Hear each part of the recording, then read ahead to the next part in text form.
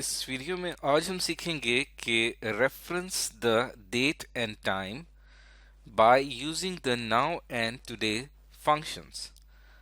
यानी कि इस वीडियो में हमने दो फंक्शंस जो हैं उनके बारे में जानना है। ये दो फंक्शंस कौन से हैं? ये हैं नाउ फंक्शन और टुडे फंक्शन।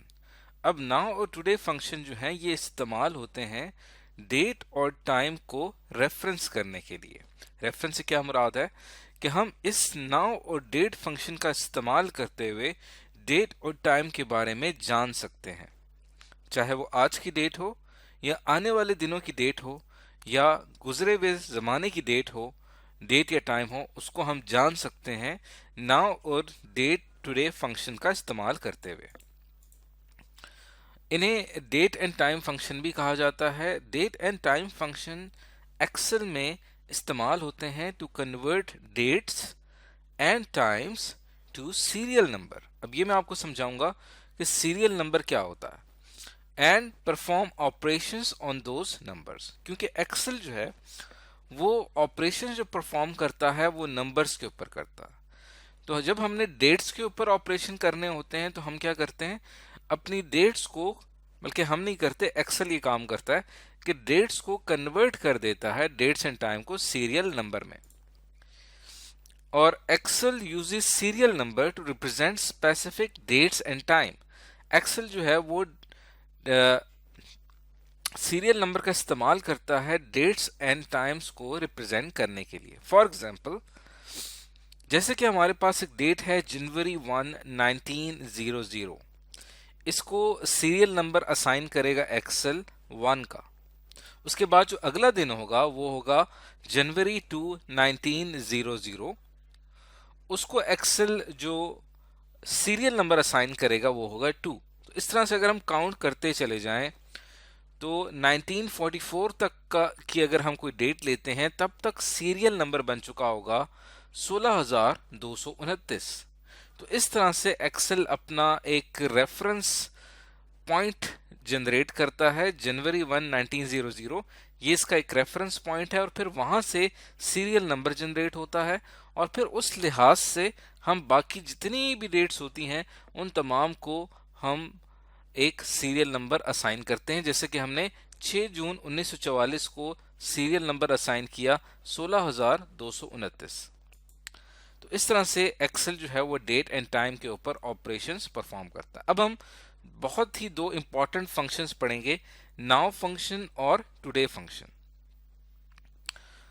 अच्छा, यहां पे एक चीज बताता चलूं कि सीरियल नंबर को इस्तेमाल करने का फायदा ये है कि इससे हमारी कैलकुलेशन जो है डेट्स और टाइम के हवाले से बहुत ज़्यादा आसान हो जाती है। अब हम बात करते हैं कि जो डेट फंक्शन है उसके कौन कौन से कंपोनेंट्स हैं, लेकिन इससे पहले जैसे कि मैंने बात की यहाँ पे ये दो इंपॉर्टेंट फंक्शंस हैं, इनके बारे में आपको बता दूं, टुडे फंक्शन और नाउ फंक्शन। उसके लिए हम क्या करते हैं कि यहाँ पे मैं एक्सेल की एक फाइल ओपन कर लेता हूँ और यहाँ पे मैं ओपन करता हूँ ब्लैंक वर्कबुक। इसको ओपन करने के बाद अब अगर किसी भी एक सेल में मुझे करंट डेट चाहिए, यानी इस वक्त क्या तारीख है, वो मैं जानना चाहता हूँ। वैसे तो ये मेरे सिस्टम के बिल्कुल राइट बॉटम पे आपको आज की तारीख नज़र आ रही है, 11 जो है वो नवंबर को शो कर रहा है, 24 आज की तारीख है और 2020 ये है सिस्टम डेट कहलाती है। इसी सिस्टम डेट को एक्सेल पिक कर लेता है इस फंक्शन से जो कि अभी मैं इस्तेमाल करने लगा हूँ। और वो फंक्शन कौन सा है? Is equal to today. Tab की प्रेस करूंगा तो देखें अब ये फंक्शन मेरे पास सेलेक्ट हो जाएगा और जैसे ही मैं एंटर की प्रेस करता हूं तो यहाँ पे हमें एक एरर शो कर रहा है। उसकी वजह यह है कि हमने कंप्लीट फंक्शन नहीं लिखा, मैंने सिंपल टुडे लिखा है, लेकिन उसकी जो पैरेंथेसिस हैं, ब्रैकेट्स हैं, वो भी लगानी है आपने। और ये मैं एंटर की प्रेस करूंगा, अब आप देखें कि ये मैंने ओपनिंग एंड क्लोजिंग पैरेंथेसिस लगाई है। अब ये आपको सही डेट शो कर रहा है जो कि आज की डेट बन रही है 24 नवंबर 2020।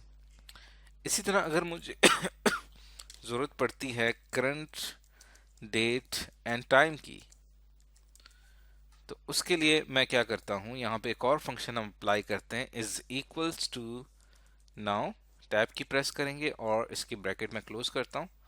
तो देखें ये आज की तारीख भी आपको बता रहा है और साथ साथ इस वक्त जो टाइम हुआ है वो भी आपको साथ साथ बता रहा है। और जूं जूं आपकी इस एक्सेल शीट के अंदर आप आगे चलते जाएंगे तो ये खुद ब खुद अपने आप को अपडेट करता रहेगा, टाइम भी अपडेट होता रहेगा। और फॉर एग्जांपल कल अगर मैं इस शीट को ओपन करता हूँ तो ये फिर कल की तारीख शो करेगा, ये तारीख शो नहीं होगी। ये बात आपने याद रखनी है। तो अब हम थोड़ा सा इसको बहुत ही डिटेल में डिस्कस करते हैं। कंपोनेंट्स ऑफ डेट, डेट जो होती है इसके अहम हिस्से कौन कौन से हैं।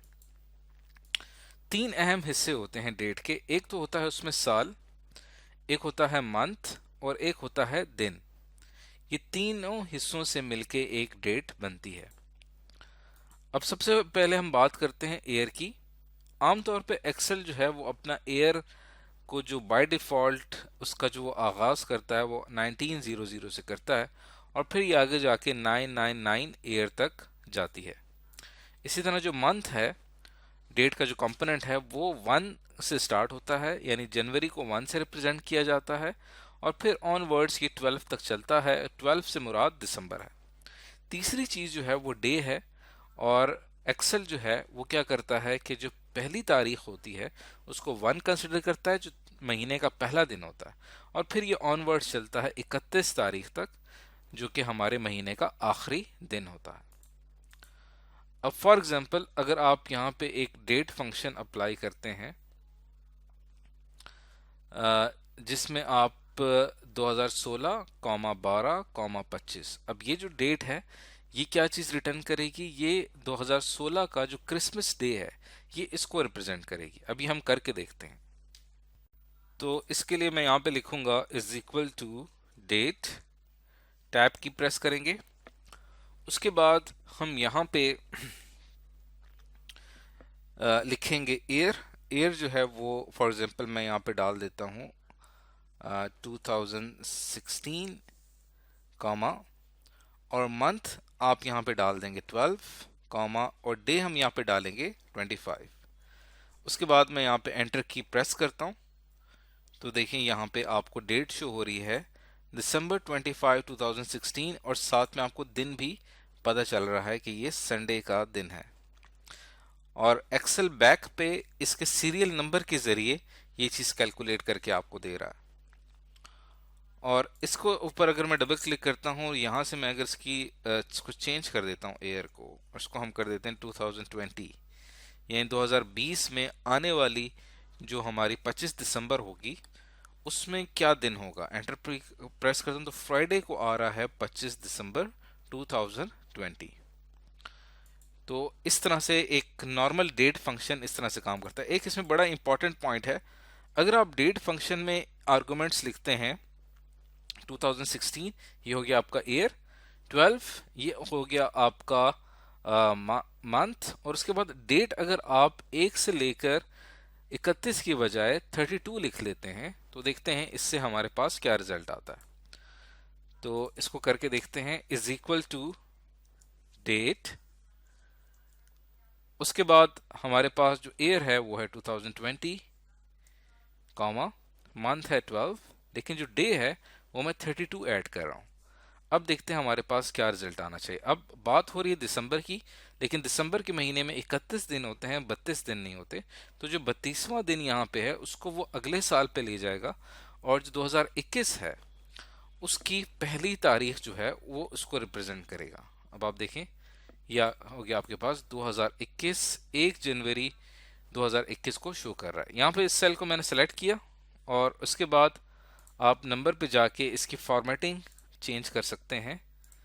अब आप देखें फ्राइडे 1 जनवरी 2021, तो वो ऑटोमेटिकली एडजस्ट कर लेता है एक्सेल को जो भी आप आर्गुमेंट्स देते हैं। तो अब तक हमने डेट का फंक्शन सीखा है, नाउ का फंक्शन, ये सॉरी टुडे का फंक्शन है, नाउ का फंक्शन है और डेट का फंक्शन है वो हमने सीखा है।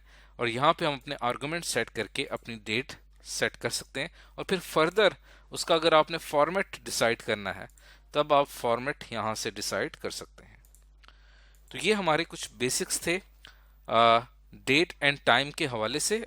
आगे चल के इसकी जो नेक्स्ट वीडियो होगी उसके अंदर हम डेट फंक्शन या डेट्स के ऊपर ऑपरेशंस, मैथमेटिकल ऑपरेशंस कैसे अप्लाई किए जाते हैं ताकि हम आने वाली डेट्स में कितने दिन रहते हैं उसकी एस्टिमेट कर सकें, या एक डेट जो गुजर चुकी है उसको गुजरे कितना अरसा हो गया है, कितने दिन हो चुके हैं, काउंट डेज करना। ये हमारी नेक्स्ट वीडियो में होगा। तो इस वीडियो में आज हमने सीखा basic date and time functions के बारे में।